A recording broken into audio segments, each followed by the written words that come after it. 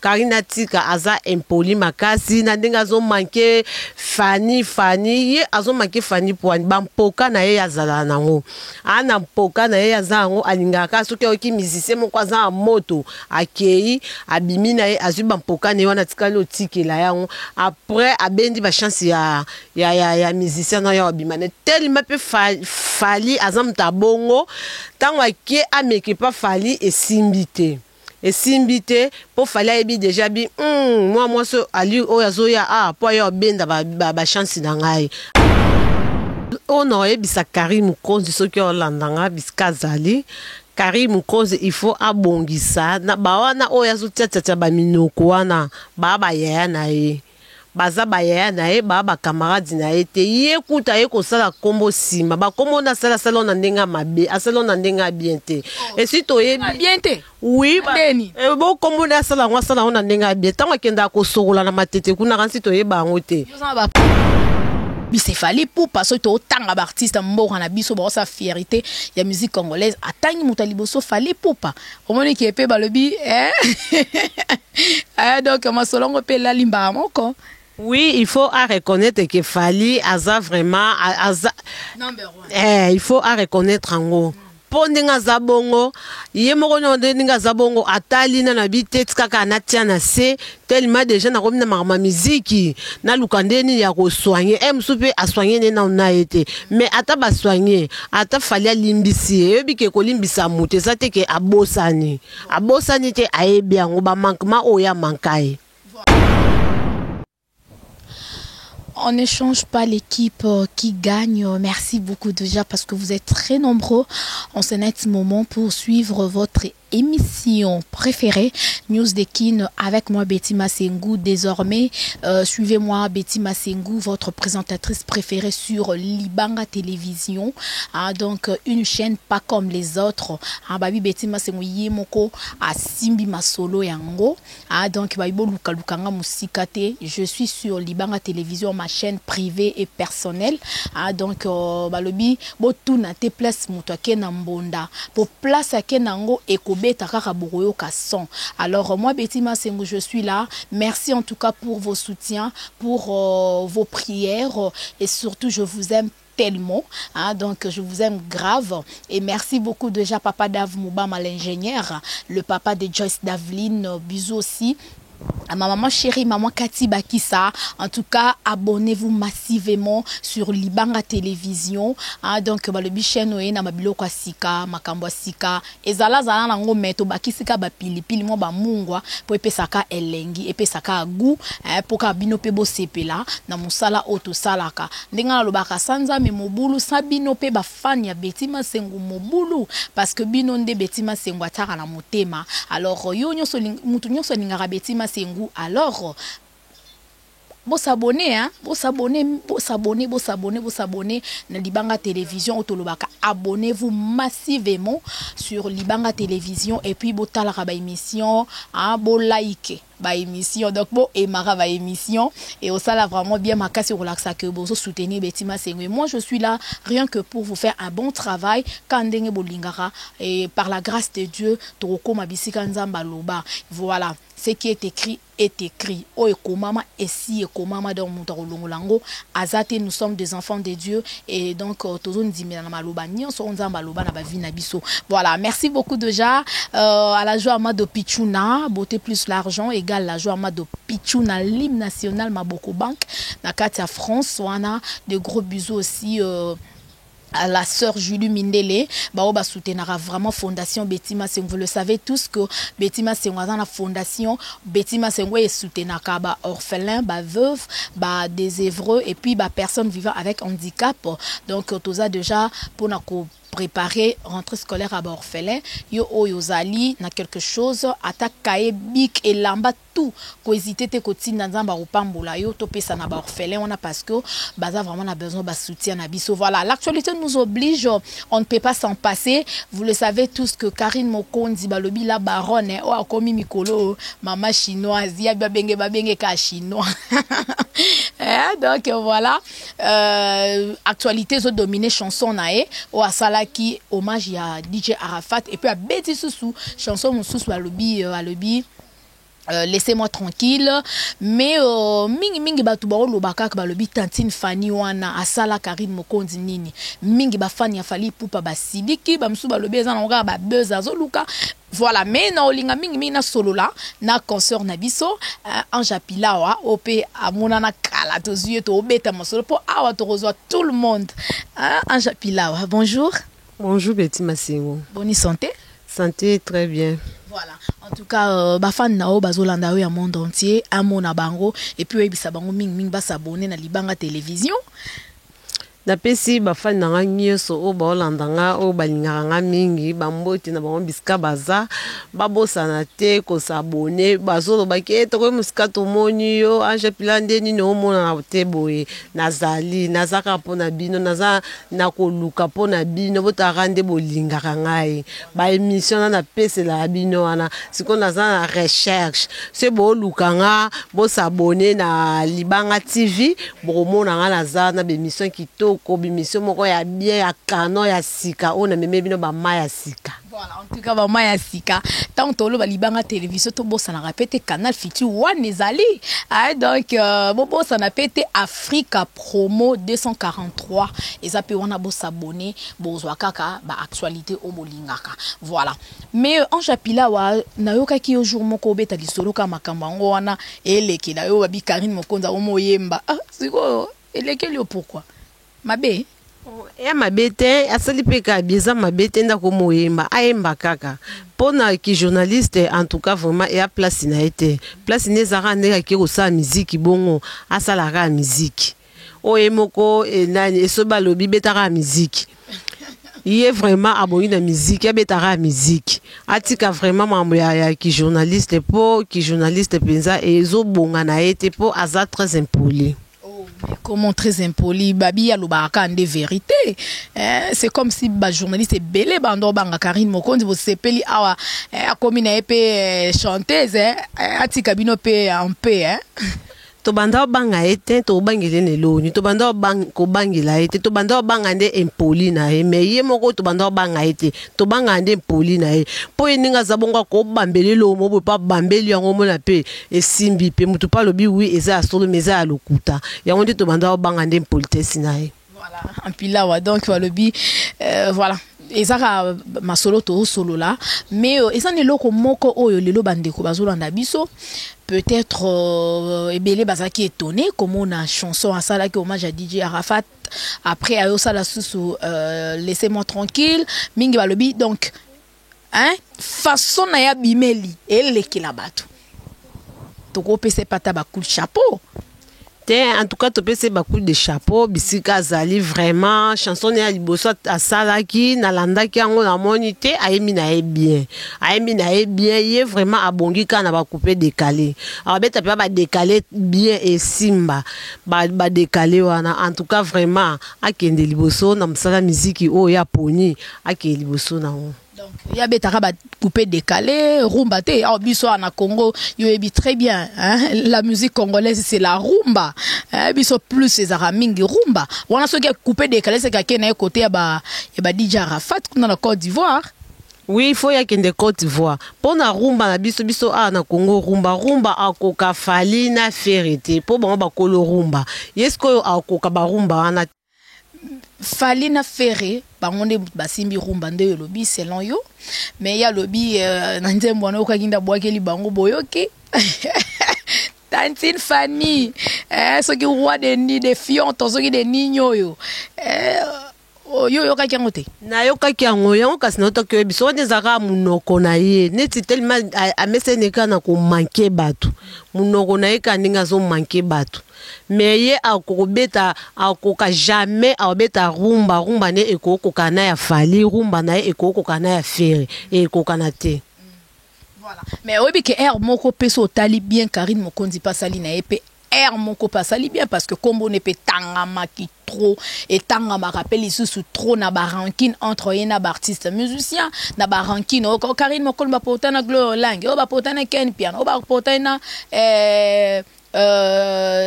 Fifi Siwa, Karim Okona Fali, Karim Okona Werason, na Mama Sideji Mapata. Mais ce qu'on a ministre le roi a mis longo le cinéma comme ma chronique musicale ou ma émission ou à qui n'est ma musique. Et moi to comprendre parce que musique ça a toujours polémique hein. Musique est église, il faut qu'on se le dise. Net sur internet c'est église. Si on est à se comprendre que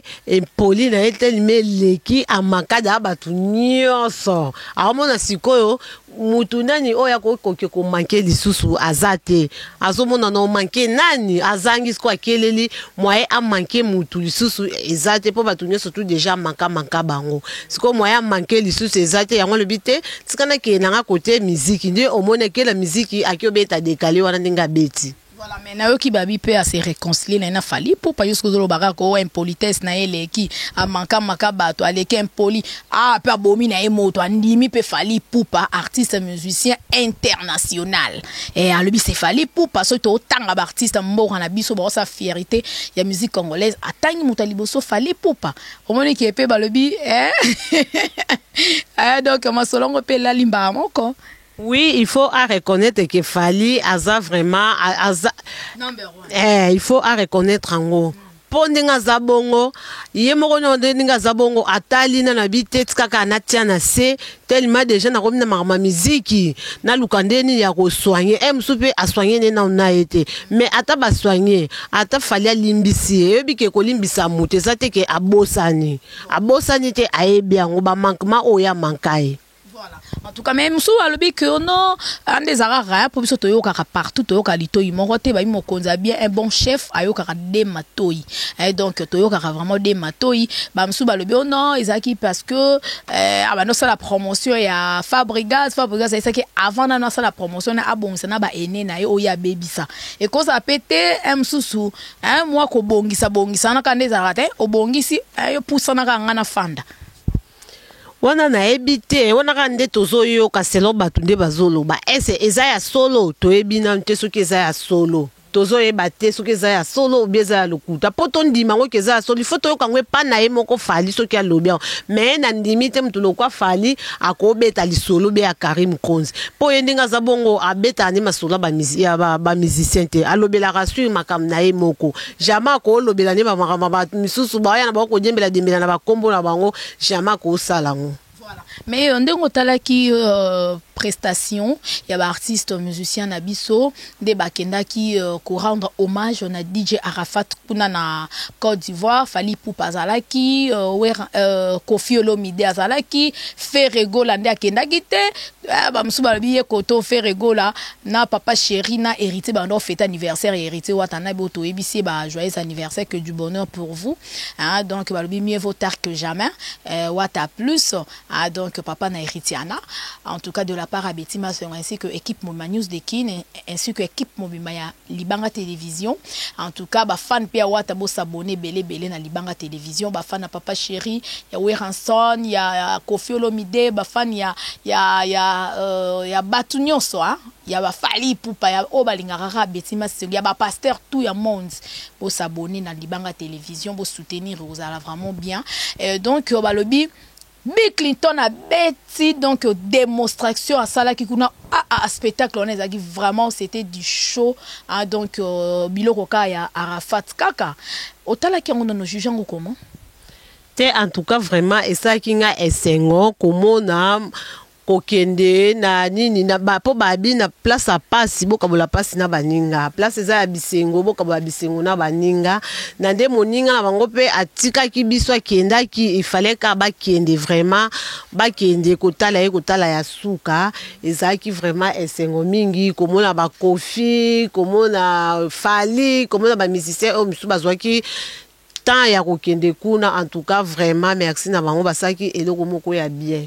Voilà. En tout cas, mais un mot na ba artiste musicien na biso et belé pe balobi ba musicien na biso et en moko to teka ba musicien en général hein façon ya ko se comporter la ba artiste musicien en tout cas non il faut quand même tober telango pe c'était bien que ça ba vie privée na bango liwa pe a DJ Arafat et enseigner biso et enseigner ba artiste na biso comment ya ko se comporter. Vraiment en tout cas eloko no ebisa ba artiste na biso tozala bomoko tozala na boyokani toyokana malamu tozala bien biso nyonso tozalaka bana papa moko il faut tozala na boyokani toyokana vraiment malamu moninga aza na likambo boye botika moninga na bino te moninga aza na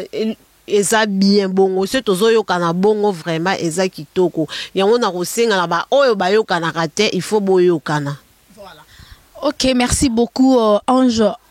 Pilawa, je pense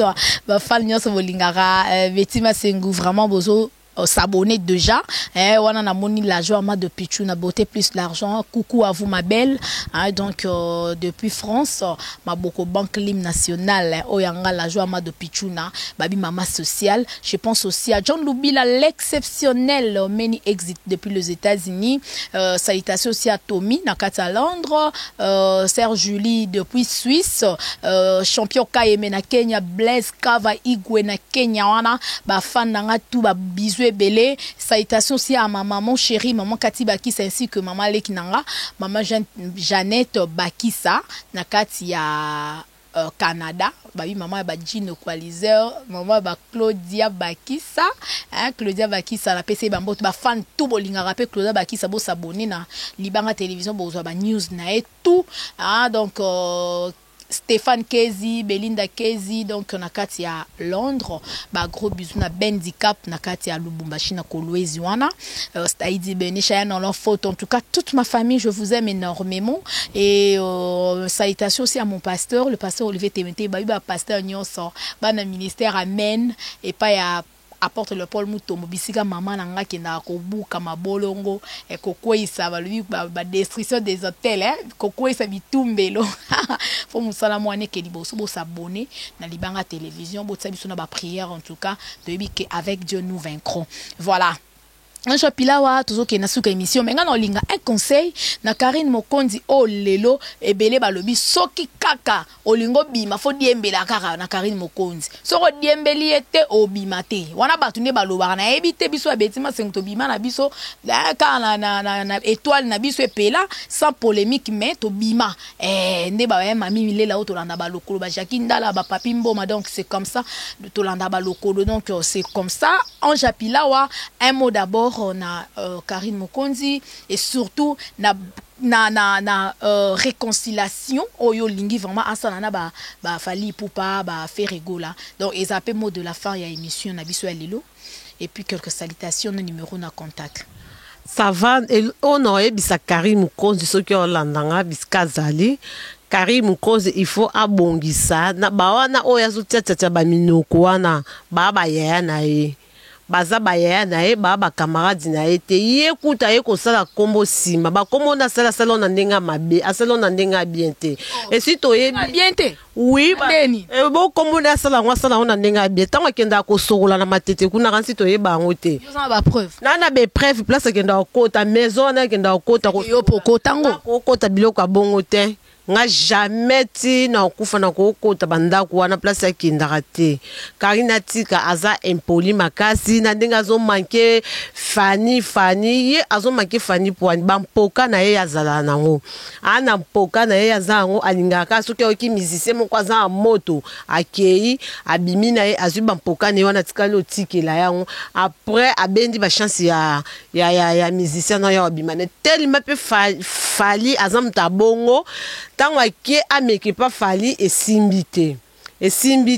po fali ayebi déjà bi moi so ali oyo azoya po ayo benda ba chance na ngai ayebelaki ye déjà yango esimbaka te ko atadi il faut kaka azaka na moto oyo aza nango mais ba faire yango pe oyebi ke mikolo pe yango eza même na ba danseuse to oyo ka Anya na Sandra Lina ba bote bango wana mbutu donc ba bikara azolela papa chéri azaki mobali nanga fanisa ngai na ne 6 mois paloba boy na boy biloko yango yozo loba ona batika ko wela kana nde ba wela mibale na ba wela bana basina bango bazo sangana na bango ka pamba bazo sangana na bango bazo sangana na bango se bazo ya ka kolanda bango ba yebi eloko bazo ya zwe pa na bango bazo seme eloko mo epa na bango me bango ba ye bango te ba tikela bango eloko mo epa na banzoto na bango siko bazo retirer o ya bango eza ya bien so ka ba moni o azaki mutu o a ne étoile mo boye il faut akende abenda chance wana o ya ye yesko azwi ya mabe atikala o tikela ye me bango ba ye babongo te bazo bundela bango bazo sona o ya ngai o ya boye azweli nganda ko ya salinga boye ya malamu te bozo ye bandete. Voilà, merci beaucoup Bamboto Pesamana, numéro de contact pour nga na yebi na ngai ba fana mpila ba za rebele monde entier na ba oyo o banga te moi kuna tangata bakomo na bango ezate tellement bazebele ba misusu balinga te bakomo na bango batarba na pesi ba ka bambote biska bozali bambote na bino bambote vraiment ba fai na ranyoso o balinga ngai na pesi ba bambote biska bazali na bo Saint Baptiste bambote no biskoza. Voilà. Ça n'est fini, hein? Donc tout commence bien, finit bien. Nous sommes arrivés à la fin et les bonnes choses ne durent pas. Hein? Donc merci beaucoup déjà l'ingénieur Dave Moubama, les papas de Joyce Davlin. Merci beaucoup déjà à vous, chers amis, chers fans de l'émission News de Kin avec moi Betty Masengo sur Libanga Télévision, Canal Futur News, Canal Futur One et en même temps sur Africa Promo 243. Beaucoup retrouver Betty Masengo parce que Betty Masengo, ça n'a rien que pour vous faire un bon travail et merci en tout cas pour vos soutiens et merci en tout cas à ma maman chérie, maman Cathy Bakissa, coucou à vous, coucou aussi à la joie Mado Pichuna Nakata France, Serge Julie Mindele Nakata Suisse. En tout cas, merci beaucoup à vous tous. Nous sommes arrivés à la fin. C'était là Anja Pilawa, Tomeka un peu comme ça analyse par rapport à Makamboeleka, na musa na biso, na ba concert na biso, na musique et surtout ezaki eza actualité. Donc merci beaucoup à vous tous. Abonnez-vous massivement sur Libanga Télévision, vous ne serez jamais déçus. Que Dieu vous bénisse. On se retrouve pour un prochain numéro de cette émission. À la prochaine et prenez bien soin de vous. Au revoir. Ciao.